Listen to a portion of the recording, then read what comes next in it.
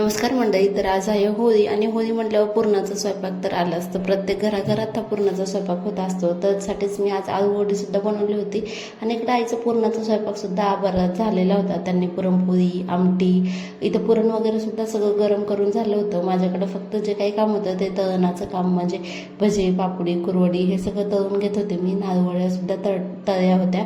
तरी ते बघा कुरवड्या सुद्धा काढल्यात आणि छान छान मस्त गरम गरम पुरणाच्या पोळ्या सुद्धा केल्या त्यांना जेवायला वगैरे वाढलं. गरम गरम ताट त्यांना सगळं तयार करून दिलं. त्याच्यानंतर आम्ही छान छान असं तयार होऊन आम्ही मायलेकी निघालो खाली जाण्यासाठी. कारण खाली होळीसुद्धा होती, म्हणजे काकूंनी केली होती. आमच्या तर गावाकडेच असते. तर इथं होळीसुद्धा पेटवली त्यांनी आणि इथं बोंबल्याचं सुद्धा काम चालू आहे पोरींचं. तर छान अशी होळी वगैरे पेटवली आणि मी सुद्धा दर्शन वगैरे करून घेतले. ह्याच्यातल्या इडापिडा या होलिका दहनमध्ये तुमचा राग, द्वेष जे काही आहे मनामध्ये ते सगळं नष्ट होऊन जाऊ दे. होळीच्या सुद्धा तुम्हाला खूप खूप शुभेच्छा.